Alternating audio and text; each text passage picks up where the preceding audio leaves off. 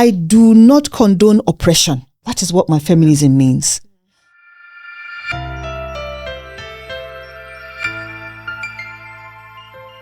Hello, everyone, and welcome to The Unfinished Bridge, a podcast by the Yar'Adua Foundation. I'm Halima, and today I am joined by the amazing Dr. Amina Salihu, the Deputy Country Director of MacArthur Foundation. Thank you so much for joining us today. Thank you, Halima, for your kind introduction. So to kick us off, can you give us an overview of the On Nigeria initiative? The On Nigeria program is a program of the MacArthur Foundation in Nigeria. And it's called a big bet. A big bet at the MacArthur Foundation is a strategy whereby the foundation decides to put a major investment into tackling a problem of our time in a particular part of the world where we might be working. So in this case, Nigeria. And so the name On Nigeria, we are serious about Nigeria. We are on Nigeria, then came about. And how did it all happen? In about 2014, we had our president at the foundation say to us, if MacArthur Foundation were just coming to Nigeria today, what would matter the most to Nigerians? And we went to ask. And like my Africa director would always say, we got lots of feedback. Mm-hmm. We came back, synthesized everything we had heard, and we realized that certain things were common. People wanted to have services delivered qualitatively and on time. People wanted to ensure that they were safe. They were also very concerned about the matter of lack of accountability or corruption. So that led to our decision to have a goal, which was really about supporting Nigerian-led effort to reduce corruption. Because we can't do the work. You know, MacArthur Foundation is a philanthropic organization based in the United States. Yeah. Nigerians have to lead the change they want to see, right? And that's exactly what On Nigeria has been doing. Since 2016, when we really began the process, and now 8-9 years after, we're about to rest that big bet strategy, and we're yet again asking Nigerians, what is the most important thing you want to see change in this country? What are the new opportunities emerging for Nigeria at this point in time? Yeah. Because MacArthur is not leaving Nigeria. So what's the inherent strategy behind the next phase? Well, the strategy behind the next phase will be determined by the learning that we take away from Nigerians. Yeah. The strategy behind the On Nigeria, was to say that, look, we needed what we call a sandwich strategy. Sandwich, like is 2 slices of bread, right? Yeah. And we think those 2 slices, one had to be government, the other had to be non-governmental, but you don't have a sandwich yet until you have some nices in between. In the middle, yes. So we thought the nice things that should be in between should be things like skills building, collaboration, voice, governmental agencies having teeth, because the law has to have teeth. They don't have teeth. Well, the law has to have teeth, because it's a whole debate whether or not there's teeth, but there's need for teeth. Yeah. And also a focus on gender equity and social inclusion, because you're asking yourself, if you're supporting Nigerian-led effort to reduce corruption, for who? It's for the citizens. And so it's important that those citizens are factored into the strategy. Yeah. And so we felt the sandwich strategy allowed us to do that. What will the new strategy look like? We're certainly going to ask Nigerians again. And we're already asking Nigerians to share their thoughts with us. Well, we can't wait to hear. But can you share your proudest achievement so far? At MacArthur Foundation, as a human being, Halima. I could go either way. It's really 2 different things, but I'll say with MacArthur Foundation. I came to MacArthur Foundation 7 years ago, and it was at a time when I needed to move in my life. I needed a safe space. I was being drawn in a different direction that I didn't want to go back to. Mm-hmm. And I had the perfect alibi, this opportunity to serve on the program team of the MacArthur Foundation on Nigeria program at a time when the program was just starting, it was just being designed. And so I'm very grateful for the opportunity to have been there at the infancy of such an amazing idea that our grantee partners tell us is changing lives, is changing perspective, is changing perception of accountability, and is enabling people know that everyone has a role to play to ensure that accountability happens. So I'm very grateful for that. What I would call an achievement is in terms of being able to make some grant award to people that I would call the first 11 as far as development work is concerned in this country. And I say that with a lot of pride every time to say, look, just look at the profile of our grantee partners. And we have made about over 300 grants. Some grantee partners have received twice or 3 times because we want to continue to enhance capacity. For the past 8-9 years, over 150 million spent, over 100 grantee partners and over 300 grants made. I'm very proud of that because in all of those grants, you see diversity. Yeah. You see opportunity for people who we never even knew. We just kind of saw their work or someone introduces them and you're like, but these people are doing stellar work. I'm super proud of the fact that at the MacArthur Foundation, you don't have to write a proposal. People write proposals and then they're they're told, sorry, you didn't make it. Yeah. You know how painful that can be. You've put in your all, your heart, your soul, your brain, your hand, everything, Halima, and then you're told, sorry, you didn't make it. To recover from that takes time. We don't do that. If you write a proposal for the MacArthur Foundation, it's because we already are going to support you. Yeah. That I'm very proud of. Then we continue to learn, and learning is one of our values. And we learned that the work is important and philanthropy should fund the work, but it's not enough. Mm-hmm. You must also fund the people doing the work. Yeah. What does that mean? It's easy to give money for a project, but projects don't do themselves. Organizations do this. Organizations don't do themselves. People run organizations. Yeah. If you're not thinking about the well-being of the members of an organization, you're not thinking about how they're going to survive at the end of that project. You're not thinking about whether or not their families are cared for, and therefore their mental well-being is also an integral part of that grant making. We might not go very far. Yeah. And in realizing that, we then began to create a situation whereby we more often, support our grantee partners to have what we call 501c3 status. A 501c3 status allows you have the equivalency of a charity in the US, where, of course, you cannot lobby. You cannot use the money to say, vote for Halima. You cannot do that. But you can educate. You can join a public hearing. You can advocate to government and their agencies for change. And so with that status, however, it's not only that you have that freedom to do your advocacy and your education, but that we could also give you what we call an indirect cost resource. Mm-hmm. That indirect cost allows you the freedom to apply that resource in a very flexible, unrestricted manner. Some of our grantee partners have gone on to buy their own offices and, part use, part rent. And you know what that does in terms of steady income as well as the liberty for you to have your own space. Some have said, look, we want to create our own energy source and just leave PHCN or NEPA, whichever name you prefer to use, aside. Yeah. So the freedom and the ability to be able to do much more in a very complex, operational situation is something that our indirect cost, 29% of the grant for the work, 29% will go to a grantee partner to use flexibly. I mean, if I totaled all of these things up, making grants to the first 11 in any field that we're funding in Nigeria, thinking about the organization and being very empathetic and understanding that the work is important, but people also matter. Leading with gender equity and social inclusion, I feel very grateful and very proud to be at the MacArthur Foundation at this moment. Oh, that's incredible. But in terms of impact, what would you say is the proudest one so far? I'm going to look at impact in terms of the different kinds of work that we have done as MacArthur Foundation, even before the On Nigeria program. So this is our 30th year in Nigeria, 1994 to 2024.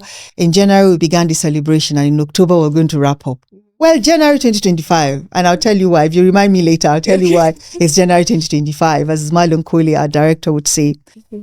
And one of the stories that we're showcasing is one about a matron in a public hospital who was asked, I think it was on a Voice of America Hausa interview on radio, and she was asked about, preeclampsia and women bleeding during childbirth.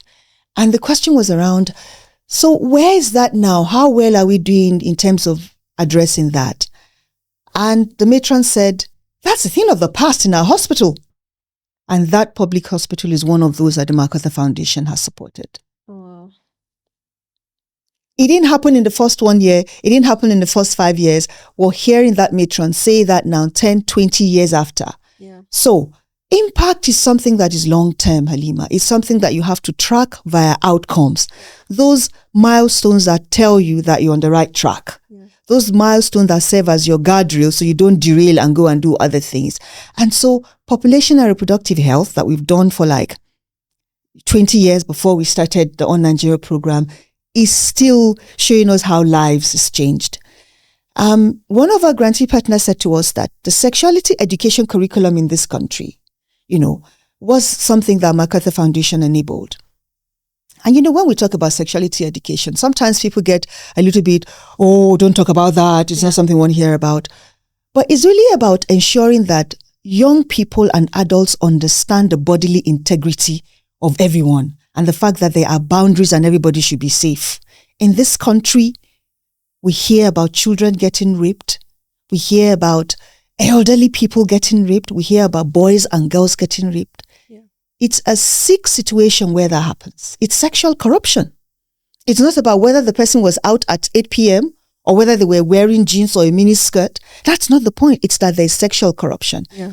If our children do not understand that they deserve to be safe in the places where they should traditionally be safe, at home, in school, in places of worship, then we are failing them. Yeah. With a sexuality curriculum, you're able to tell children, nobody has the right to touch this part of your body. Nobody has the right to call you somewhere and say they're going to give you sweet and ask you to do things. Nobody has the right to say, this thing we're doing together should never be told to your parents or your guardians. You tell exactly. Yeah. You say, you cannot touch me because my parents say you cannot touch me. My guardian says this is wrong. And that has now been taken, that MacArthur work has now been taken as a template for other states, across Nigeria. So we're very, very proud of this work that had been done 20, 30 or so years ago. Now coming to the On Nigeria, which is like what, 9 years. Mm-hmm. Where are we? This is the Yar'Adua Foundation, right? Yeah. The Yar'Adua Foundation has been one of those, leading grantee partners that we've worked with over a period of time. And one of the things that the MacArthur Foundation has done recently is a fund called the Civic Defense Fund. What does the Civic Defense Fund do? It's basically to, again, provide a safe space around people who do difficult, sensitive work, whether they're journalists, whether they're regular non-governmental organizations, because the thing they say about corruption fights back. Mm-hmm. There are times when journalists have to be on the run, when their families don't even know where they are. Somebody has to step in and care for them. Yeah. Someone has something they need to do, urgent action, and you cannot wait for a long funding circle. Someone has to provide a resource they need to do the work. MacArthur Foundation continues to do that work. And it's not just MacArthur Foundation. What I love about what we're doing here is that we're not only telling our grantee partners, please collaborate, please work together. Because, one person is not enough. One organization will not do. We ourselves, as what you call donors, are also pulling together. Yeah. Because the Civic Defense Fund is actually a resource of a quartet, Open Society, Ford Foundation, Luminate, and MacArthur. I'm very proud of that, because what it means is that you might not see the impact now, but the fact that you're able to keep someone alive, the fact that you're able to enable them to do that hard work, you're going to find the result up ahead. But we're finding even results at this moment. 2 or so years ago, Bayero University announced to us that they now have a partnership with the National Universities Commission. When you have a partnership with the National Universities Commission, that means you have the whole country. And what's that partnership? It's about, again, rethinking the curriculum around media to begin to look more at investigative journalism, creating spaces for a new generation of journalists across gender, for example, ensuring that the whole dimension around artificial intelligence or technology in the civic interest generally, or in the public interest generally, is actually an integral part of learning. Mm. And that took just one university that's now partnering with an NUC, and now every university in this country, public, private, would have to respond. Yeah. So I'll just like to pivot here a little bit and talk about you. Hey, if you could go back in time and give yourself advice, your younger self advice, what would you say?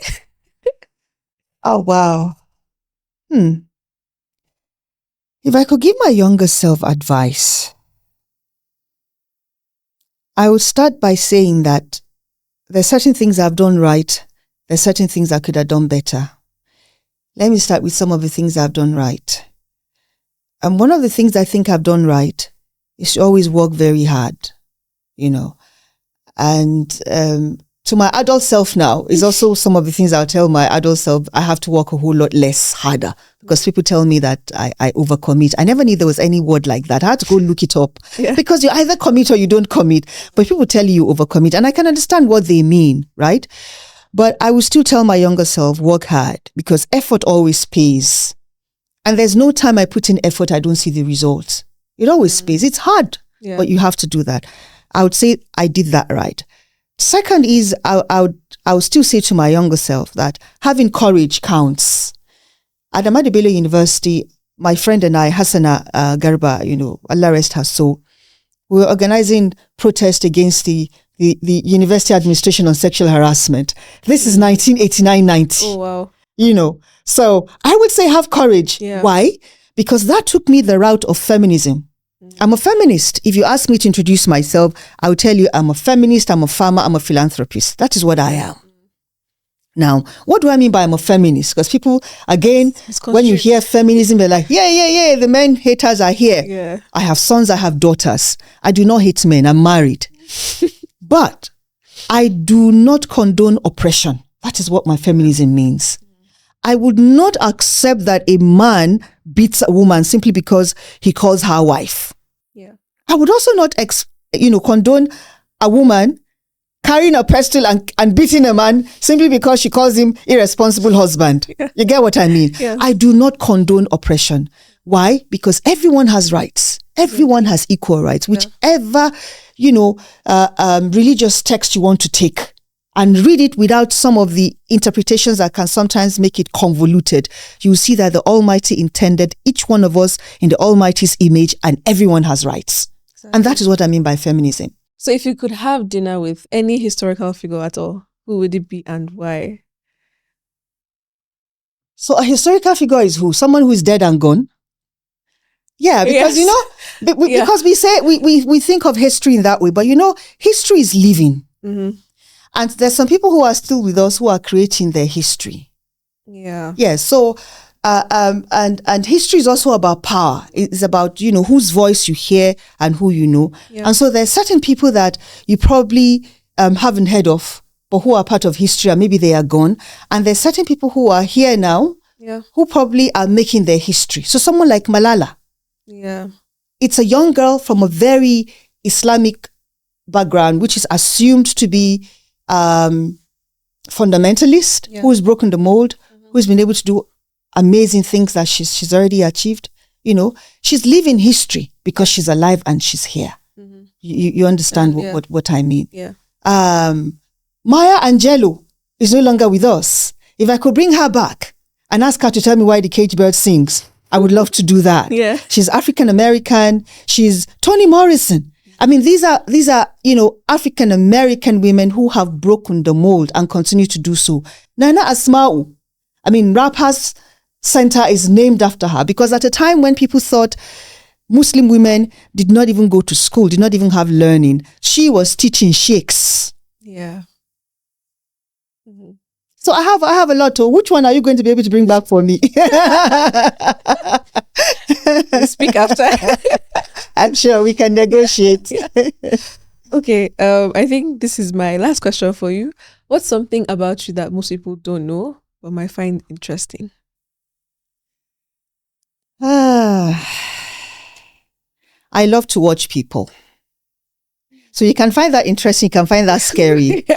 I love, the way people bird watch. Yeah. I people watch. Oh, wow. So I look at, I see Zainab, I watch out for body language, because you always have to watch the barometer of a room. Mm-hmm. And probably because of my work as also a facilitator. You have to be sure that the room is with you. You want to know whether people are still there or they're not, whether they're getting fishy-eyed and glass-eyed or not. You want to be sure of that. So honestly, I love to watch people. I love comedy as well. I remember my husband and I, we've got this stack of Yes Prime Minister. Oh, Irish? She was Irish, sure? Sorry? It was Irish or British? British. Yeah. It was British, actually. Yeah. There's Yes Minister, there's Yes Prime Minister. Yeah. It's all, it's Mr. Bean. All those things are like, they are timeless, and they're there. And I can listen to Clean the Drunk and laugh my head off. Yeah. Because these people are, the ideas are so original. Yeah. They're so original. Young Sheldon or Big Bang Theory, for instance, very intelligent sort of comedy. Yeah. Is always very exciting for me. So I do love comedy. People probably know this about me already because I'm a very kind of restless person sometimes. I love to travel. Oh. I do. That's all I use my money for. I don't eat. I don't do overly expensive jewelry. I don't wear clothes that I can't afford, but I'll save my money. I don't think there's any continent I haven't been to, and I'm super proud of that. Yeah. And I've still got far to go. I've still got more to go. I'm ashamed of the fact that I have one state in Nigeria I haven't been to, and it's not my fault too. Just one? Yeah, if you're going to travel, they say, start at home, and they're beautiful places in this country. And I'm still hoping that the Almighty gives me the chance to go to Taraba. Yeah. Because I have to go to Chapalwadi. I have to go at the summit of that mountain, because that's the highest peak in this country. Yeah. And I wanted to go, and then what happened? The plans changed and I couldn't go anymore. And that was the end of it. But I haven't given up because I have one of my mentors there that I need to go and see. I've not seen him in a long while, and I just want to go see him and honor him and just thank him for being there at a time when I needed guidance in my early years of my work. So I hope you get to go. I hope so too. I hope so. And then once I've done Taraba, I'm like, hey, 36 plus 1, here we are. Maybe you come back and tell us about it. Oh yes, I'm ready to do that. So I do love travel. So these are the things maybe people don't know about me that there might be others that might scare you. So I think I'll just leave it at those three. Okay. Yeah. Well, thank you so much. I think this was such a beautiful conversation. Thank you so much for joining us. I know it's fine. After 36 plus 1, we'll be happy to have you back to tell us all about it. Yeah. It'll be an honor to come back. Thank you for the opportunity. I've had a lovely time too. Thank you so much for joining us on this episode of The Unfinished Bridge. If you enjoyed this episode, please subscribe so you don't miss the next one.